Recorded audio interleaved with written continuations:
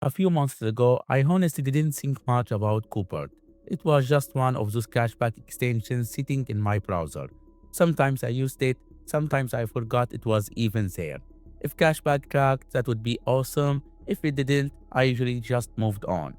Click activate, buy something, wait, maybe you get cashback, maybe you don't, nothing too deep. That was basically my relationship with it for years.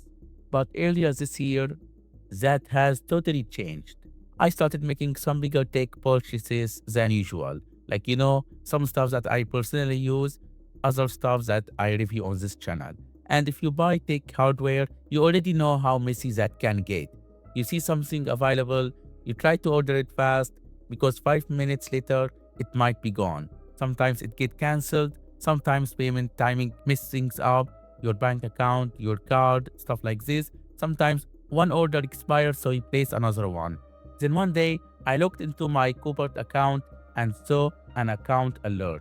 And when I saw it, the wording was not lied to me. It said unusual activity had been detected on my account. It mentioned things like multiple accounts, canceling a significant number of orders, large scale purchases, or activities that could be considered fraudulent. And I'm going to be honest with you, when you see words like that attached to your account, it feels awful. Because suddenly it doesn't feel like, hey, we need to check something. It feels like you are being placed in a category you don't belong in. I know which orders were completed and delivered, I know which ones were cancelled, and from the outside, I get it. If a cashback platform or a merchant see multiple orders, some completed, some cancelled, some close together, yeah, I understand why that might look unusual. The problem is not my account being reviewed. The problem is what happened after that. Because from my side, these were real products, real payments, my account, my orders, no fake identities, no stolen cards, no multiple account trick, no attempt to abuse cashback. Just making some orders during a period where stock and availability were moving fast. So I went ahead and contacted the support of coupert. And at first, I actually thought this can probably be cleared up. They asked me to explain the situation, so I explained everything. They asked for a proof, so I sent all proofs I have, such as invoices, order details, delivery confirmations, completed orders, cancelled ones, everything I could find. I tried to make it as clear as possible. I wasn't refusing to cooperate at all.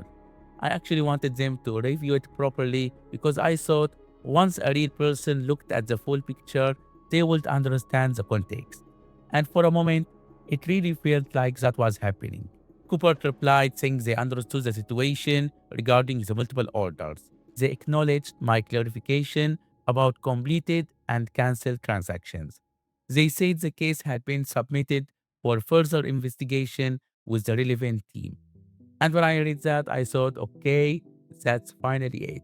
And then the final response came back. The restriction would stay, and the decision was final.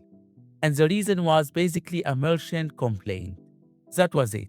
No specific transaction, no specific order, no clear explanation of what the merchant complaint actually was. No rules they pointed to and said, hey, this is what you violated. No proper breakdown of what I supposedly did wrong. Just that the account has been reviewed, the restriction was applied because of the merchant's report, and for security and compliance reasons, they could not provide further details. And this is where I got stuck. Because what am I supposed to do with all of that? Like, seriously, how do you defend yourself against something you can't see? If the issue was one specific order, tell me which one. If the issue was repeated orders, explain that. If there was a mismatch somewhere, give me some context and information enough to understand it. I'm not asking for sensitive internal data, but there has to be some middle ground between revealing everything and telling the user almost nothing. Because merchant complaint tells me that someone complained. It doesn't tell me what I actually did wrong, and that is the part that made this feel impossible. Now, here is where it gets even more frustrating. Before the restriction, my coupert account was showing $720 in total cashback. 331 of that was already marked as confirmed. while 389 was still pending. And I want to be fair here. Pending in this case means it still has to be checked. It can be approved, it can be rejected, it can be adjusted. That's normal. But confirmed cashback feels different. As a user, when you see confirmed, you will think like, okay, this part was accepted, so that was my assumption. But after the restriction, the balance area showed flat 0. So from my side, I went from seeing more than $720 in cashback on my account, including 331 already marked as confirmed, to having the account restricted and the balance basically unusable. That is a real issue for me. Not that Coupert reviewed my account, not that pending cashback might be denied, but if a user has been using the platform for years, provide proofs, cooperate with the review, and still ends up with a final decision that gives no clear transaction level explanation, then the process starts to feel very one-sided. And that's the part that bothers me, because at that point, it's not just about one account, it becomes about trust. Cashback platforms are built almost entirely on trust. You first begin by trusting the extension to track the purchase. Then you trust the merchant to report the order correctly, and then you trust the cashback platform to process the commission correctly. You trust that the status shown in your account actually means something, and most of the time, you don't see anything happening behind the scenes. You just see some words on screen, pending, confirmed. That's basically the whole experience from the user side. When everything works, nobody thinks about it. I simply just use the extension for some saving and cashback. But when something goes wrong, you suddenly realize how little visibility you actually have. And if the result goes against you, there may not be much you can do. That's what this video is really all about. It's not like coupert is a scam, not never use cashback platforms, not go attack this company. That's not what I'm doing here. I'm sharing what happened in my case because I believe that users should understand how fragile this system can feel when something goes wrong. And as we all know, after the whole honey controversy, I believe that more people starting paying attention to shopping extensions in general. So when a platform uses words like confirmed, that word matters because users build trust around it. If something is pending, okay, there is uncertainty. But if something is confirmed, most people will naturally expect that status to mean something stronger.